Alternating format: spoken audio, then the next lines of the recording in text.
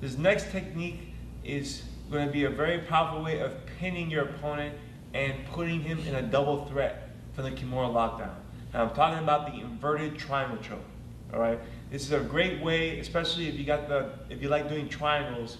You can add this into your Kimura lockdown series to make it a very powerful pin with the double threat. So let me go ahead and show the inverted triangle choke from the Kimura lockdown.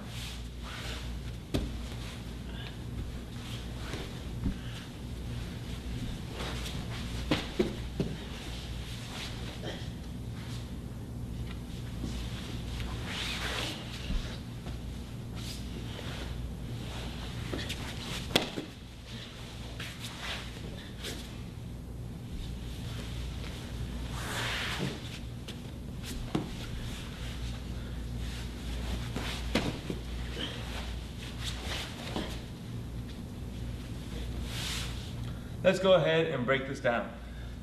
So we're gonna get into the Kimura lockdown, and we're right here. Okay, so I'm gonna make the triangle on the far side of his body.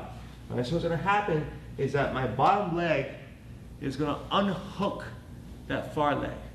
Okay, and I can do a few things. One, I can kick his leg out right here, pop, to break his base up. All right, and a lot of times when you do that, right, if we just change the angle, when I'm right here, I kick this out, he might end up posting on that side. All right, so now it makes it really easy for my bottom leg to come around underneath the arm right here, with this leg coming over the top to close the triangle.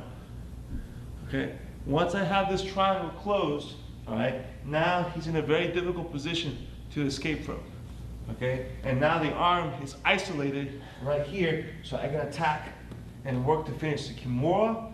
I can also apply pressure with the triangle, right, by pulling the triangle in here as I drive my hips, boom, into finish. Okay, so right here you have a very good position, all right, with the Kimura to attack. All right. The other thing you could do here is that you could also sweep the guy, all right, by driving forward this way, all right, as I turn my hips here, boom, and bring them all the way through, bam. And now I still have the inverted triangle. I still have the Kimura. Okay, I can come here, pull the wrist, pull here, all right. And this is exactly the same setup that we used when we were setting up the Kimura trap and getting the inverted triangle. So that was the inverted triangle choke from the Kimura lockdown.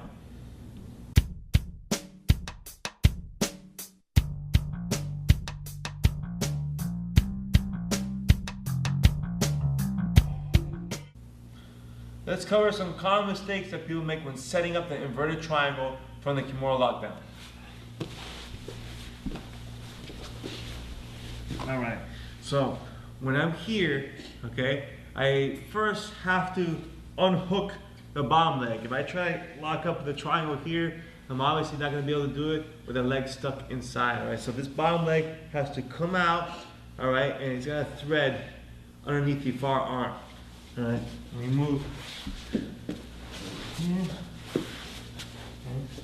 So when I'm at this angle, thread, right, I want to come behind that armpit. All right, and then when I do, I'm gonna fold over this way. Boom. Okay, here, boom, right here.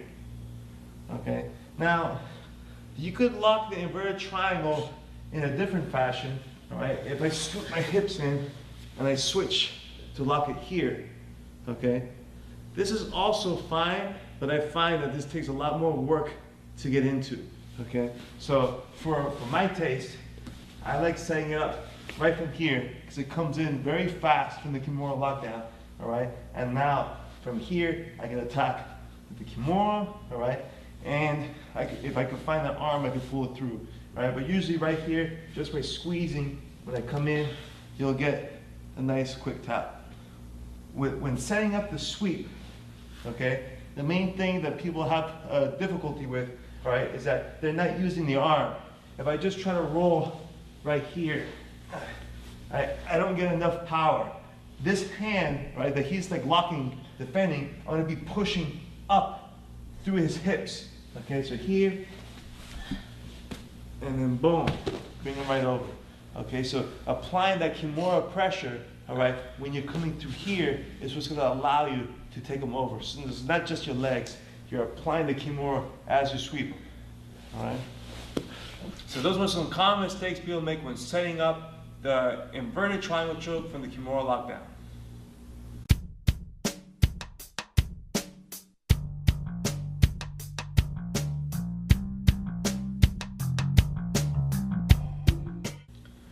This next finish now is a very powerful way of segueing out of the Kimura lockdown and going into a powerful submission, which we call the rolling armbar. All right, and this is one that you could always do that doesn't require, you know, any fancy setup. It's just boom and you go. All right, so this is the rolling armbar. Let me go ahead and show you how it looks like.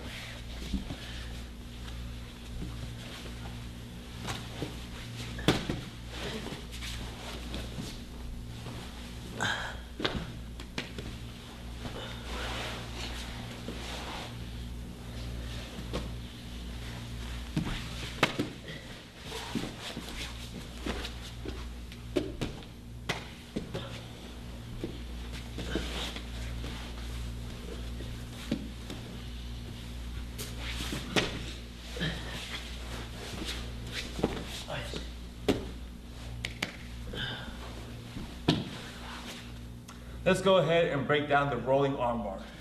So, I'm gonna get into our Kimura lockdown position. Boom. I'm right here, and my opponent's been doing a good job of defending everything. Okay, so now I just wanna force a strong submission. So what I'm gonna do, okay, my bottom leg is gonna unhook once again, all right? And it's gonna come up towards his head. My other leg, okay, is gonna now, instead of being in front of the hip, it's gonna start weaving, okay, in front of his body, going across his ribs. Okay, so I'm setting up my legs for the armbar. So I'm here, okay. Now my head, this is super important. My head is gonna go face first into the mat, and I'm gonna kiss the mat. Here, oh. Okay, and what I want to do, I want to plant my forehead on the mat. Okay, so I'm planting right here. Now, once I do that, I'm just going to roll through all the way, twisting towards my left. Here, here, boom. And you notice my legs now are in perfect position for the armbar, and I can come back over the top of the wrist and finish right here. And so, go again. I'm here, I pull my bottom leg out, bring my other leg in, turn, okay? Now, if you, the other thing you want to do to help you is I can post my knees on the ground, like my left knee can post on the ground, all right? So it makes it easier to get to my head, and now I can continue to roll through, boom, right here, take the arm, and finish. Okay, so that is the rolling armbar.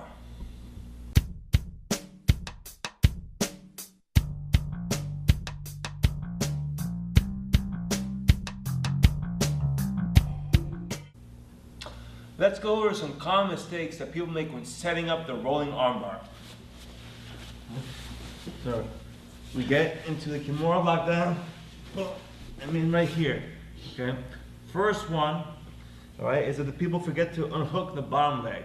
And they start threading this leg, but my left leg is out of position. Okay, and when I roll through, I'm not gonna be able to hook the armbar because I don't have his head. Okay, so that bottom leg has to unhook, then come up towards his neck. All right, so I'm looking to hook his head. The other leg also has to come in. All right, if I just hook this bottom leg and roll through, you're gonna see this leg's gonna fade out when I come out, and I'm not gonna get into a good armbar position. Okay, so boom, legs have to be right. Now, the huge part where most people mess up is the head position. All right, and what's gonna happen is that if I have my head sideways like this, and I try to roll, I won't be able to, all right? because your neck is gonna feel like it's breaking because it is, all right? When I head sideways and I'm trying to roll, I'm like neck cranking myself. I won't go anywhere and you'll get stuck. All right, so I gotta put my head face first. Okay, I can't say this enough. You gotta put your forehead right on the mat, and that's gonna allow you to turn your head through. Okay, but the other thing you wanna do, all right, to take some pressure off your head is put your knees on the ground. Like right now, you see my knees are sideways. When I start coming here, I'll load up, and you see how I have my left knee down, right? It makes it easier for me to roll through, right, and then come up and get the arm bar right here. So those were some common mistakes that people make when setting up the rolling arm bar.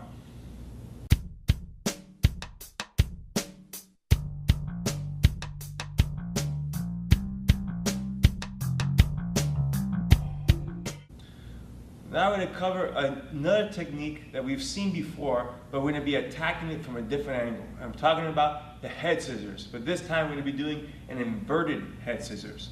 Okay, and this is going to be set up from the Kimura lockdown. So let me go ahead and demonstrate.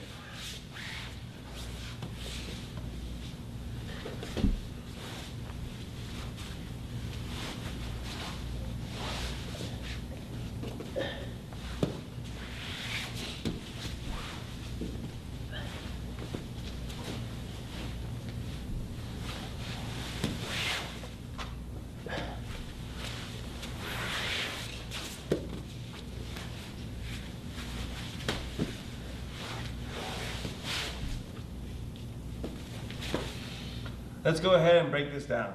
So